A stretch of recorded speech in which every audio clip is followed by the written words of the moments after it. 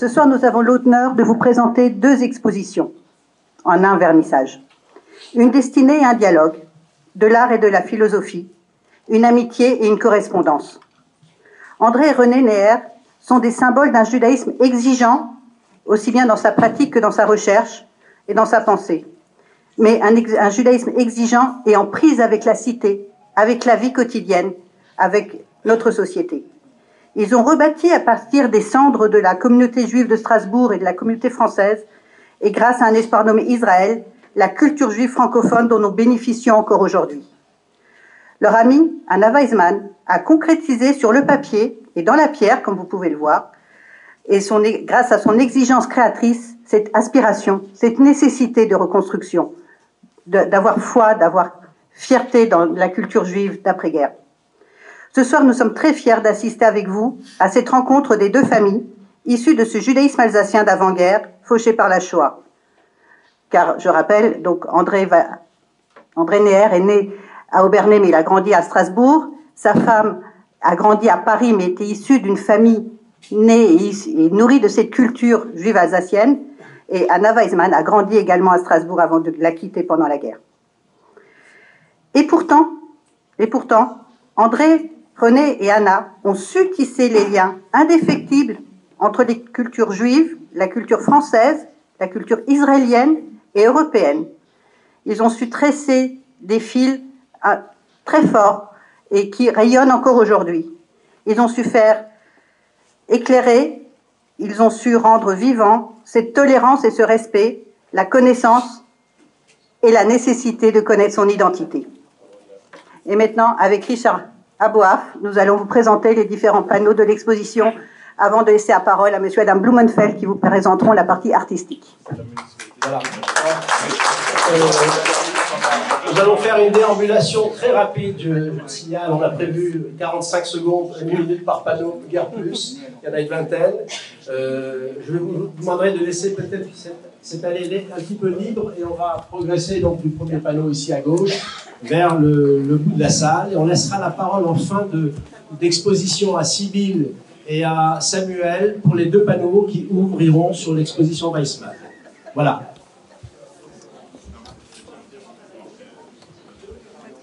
Alors voilà, on va alterner donc la présentation de Valérie et moi-même. Donc, tout d'abord, nous tenons à remercier l'ensemble des contributeurs de cette exposition. Donc, on avait prévu, donc on y a travaillé depuis plusieurs mois, et les contributeurs sont cités en tête de panneaux sur chacun d'entre eux. Alors, l'introduction de l'exposition que nous a livré le professeur Freddy Raphaël. Sur ce premier panneau constitue une sorte de synthèse condensée qui condense en quelques mots l'essence même d'une trajectoire, un chemin escarpé d'un enfant héritier d'une tradition séculaire et syncopée, comme il a souvent souligné, donc le professeur Freddy Raphaël, une tradition qui célèbre la vie et qui est ouverte sur le prochain. Il parle des ruptures, il parle de l'occupation, de la clandestinité, la survie puis la carrière universitaire fulgurante d'André Neher, les études bibliques, le colloque des intellectuels juifs, tout ou presque est dit dans cette introduction que nous a livrée le professeur Freddy Raphaël, sous le chapeau présent en son temps et au nôtre, qui identifie et cerne bien la personnalité d'André Neher, un penseur émérite, fier et fort de son héritage, et ouvert sur le monde et sur l'altérité. Les 2 panneaux suivants reprennent donc la vie concrète d'André Neher, avec ses joies et ses creux, ses moments creux. Donc, j'allais dire, j'ai intitulé le premier panneau, il a été reçu premier au concours d'enseignant en allemand, et ce panneau finit sur la conférence qu'il a faite en 1945, qui s'appelle « Transcendance et immanence ». Donc, c'est le parcours d'un jeune juif alsacien, lettré de la première partie du XXe siècle, mais qui a connu la terrible fracture de la Shoah, qui s'est concrétisée pour lui avec l'arrêt brutal de sa carrière d'enseignant. Il le raconte très bien lui-même. Il était enseignant à Brive, dans un lycée, et lorsque le statut des Juifs a été promulgué en décembre 1940, il a été chassé entre 2 gendarmes au milieu de la cour d'école, tout seul. Aucun de ses collègues n'est venu le soutenir. Et cette rupture avec l'enseignement de la langue française, l'a profondément marqué. Et après la guerre, il a décidé de ne travailler que sur les textes, donc de la culture juive. Et ils ont survécu pendant la guerre, donc dans le milieu traditionnel familial à Lanteuil. Ils ont pu se cacher pendant des années, pendant 4 ans. Ils ont eu très peur parfois. Ils ont connu l'entraide et le risque de la délation. Et ce qui les a animés toujours, c'était cette foi, cet espoir chevillé au corps que pour un croyant, pour quelqu'un qui avait ses racines dans le judaïsme, la vie ne pouvait que gagner. Donc ils ont réussi à émerger de la guerre et à pouvoir construire cette magnifique culture, ce parcours que vous retrouvez dans la bibliographie, donc qui est tellement riche, à la fois dédié pour certains livres aux enfants, pour d'autres livres aux grands penseurs, mais qui est ouvert à tout le monde en fait, parce que c'était ça vraiment leur leitmotiv, pouvoir parler à tout le monde. Hein. Avant, les philosophes juifs télégéniques, ils recevaient dans leur salon, ils savaient faire transmettre leurs paroles et leurs mots pour que tout le monde se retrouve à la fois dans une histoire dont ils pouvaient fier et dans une pensée riche et lourde de sens. Oui, sur cette bibliographie, on n'a pas mentionné, parce que le travail a été fait avant la publication de la sortie du livre, on n'a pas mentionné le dialogue épistolaire entre Anna Weissmann et André Neher, un dialogue qui a duré 26 ans, donc des centaines de lettres qui ont été publiées dans l'ouvrage que Sibylle Blumenfeld et Samuel ont édité il y a quelques mois à peine. Il y a le mois dernier. Le mois dernier. Voilà. Aux éditions d'Éclat, voilà. On va continuer rapidement sur Rina Neher. Donc, ces 2 panneaux sont dédiés à la figure de Rina Neher, qui est historienne. Je me permets juste d'ajouter un mot, c'est que lorsqu'il a été expulsé du collège, il y a eu un prof qui l'a accompagné, un prof de maths, qui a accompagné André Neher jusqu'à la sortie. Je tenais à le signaler. Et qui a été déporté et qui a disparu. Et qui a été déporté et qui a disparu. Alors, Rina Neher, bien sûr, c'est une figure indissociable du penseur qui a été André Neher, qu'elle épouse en 1947 après avoir soutenu sa thèse de doctorat d'État. Il faut souligner, je pense, et c'est un élément central dans sa trajectoire, qu'en 1942, on est en plein au moment de la rafle du Veldiv. Elle rejoint les réseaux de résistance juive et arrache durant ce même moment, donc durant le milieu de l'été 42, une centaine d'enfants juifs à la déportation. Elle est marquée à jamais par ce qu'elle a vécu et dès la libération, elle s'engage à fond dans la vie et la reconstruction de la communauté juive. Je pense qu'il est également important de noter qu'elle a été disciple d'Ozi Wallach, Ozias Wallach, qui a été elle et Jacob Bourdin également, qui sont tous deux professeurs du séminaire israélite de France à Paris.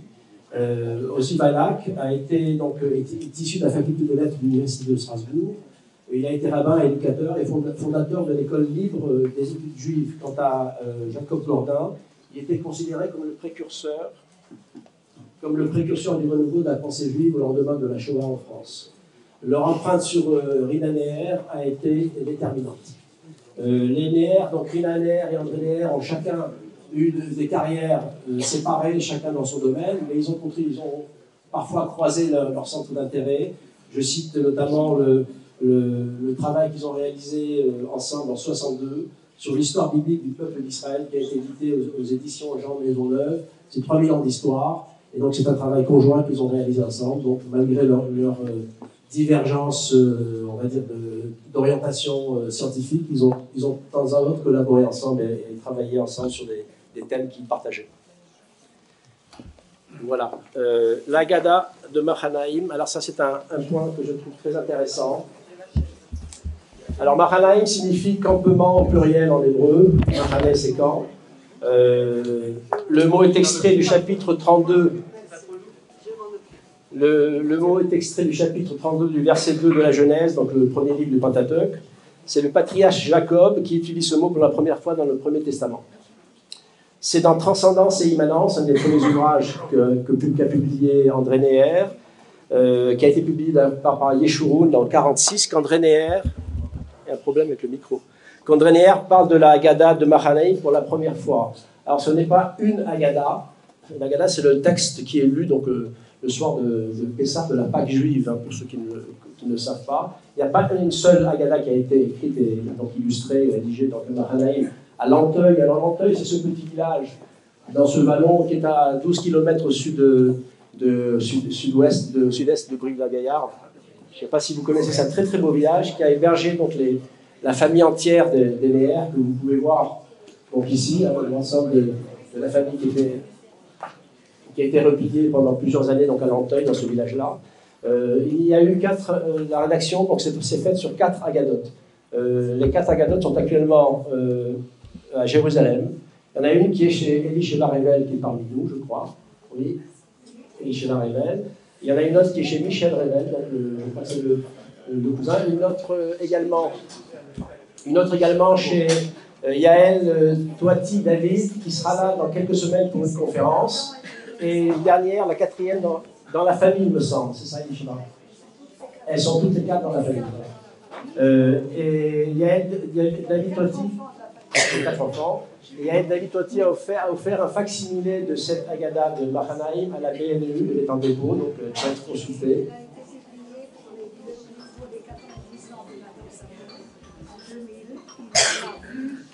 Le premier exemplaire, elle a été publiée en l'an 2000 pour les 90 ans de Nathan Sabel, qui est malheureusement décédé quelques mois avant que la Haggadah sorte. Elle est sortie. Elle a été publiée dans une maison d'édition à Jérusalem par un garçon qui s'appelle Avi Cohen, qui est le fils de Claudine Nard, qui était une des enfants d'Aya et de Nathan Sabel. Merci. Oui, c'est Haggadot, ces 4 Haggadot ont une valeur testimoniale. C'est la valeur d'un temps et d'un vécu durant la guerre. Cette rédaction d'un texte central de la tradition juive est une véritable œuvre d'étude et de créativité également. Le panneau suivant, donc sur le dialogue judéo-chrétien. Voilà, on va passer ici.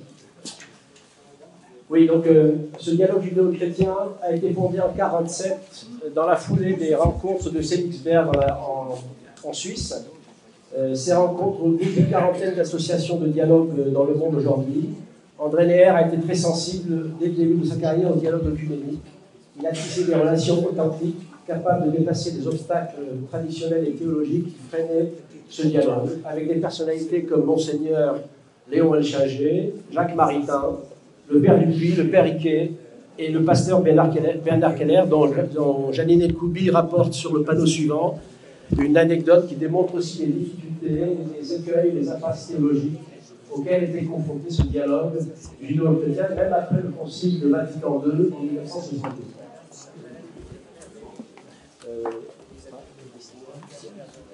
Oui, parce que donc on rappelle encore une fois que le thème donc on met en avant en parlant d'André et René Neher, c'est leur ouverture d'esprit, leur ouverture sur le monde. Donc ils ont redécouvert le judaïsme d'Afrique du Nord et ils ont tissé des liens extrêmement forts avec le monde protestant à Strasbourg, notamment à travers donc, le pasteur Keller que nous citons spécialement ce soir. Cette anecdote reprend la manière dont André Neher a su faire vivre ce dialogue en disant que ce ne sont pas que des mots, ce ne sont pas que des écrits, mais c'est quelque chose qui doit être vécu de l'intérieur, qui doit être d'une franchise totale. Et c'est ainsi qu'il a pu créer ces liens si forts et qui nous permettent aujourd'hui, même si on est dans un département concordataire, même si on est dans un pays laïque, de pouvoir dire que le judaïsme rayonne aussi fort que les autres cultures chrétiennes et musulmanes. Donc cette anecdote met en lumière tous ces talents de négociateurs et d'enseignants, de diplomates. Voilà. Freddy va nous dire quelques mots sur la destinée alsacienne d'André Neher. C'est incontournable. On ne peut pas la place. Merci beaucoup. Je voudrais simplement ajouter que, au-delà de cette figure qui est celle, pour moi, de Bernard Keller, la figure d'un juste.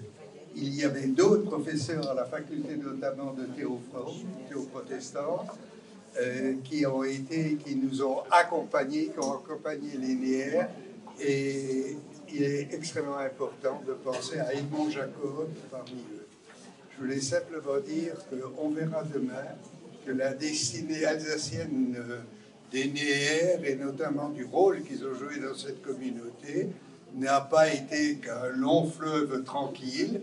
Il y a eu des dissensions, il y a eu des coupures, il y a eu des affrontements, notamment une certaine Soudachichi. Donc, André Néer a tenu bon en tant que responsable du Mercaz, et il a donné une orientation à la fois dynamique et d'ouverture dont nous sommes encore, nous lui sommes redevables. Merci beaucoup. Merci.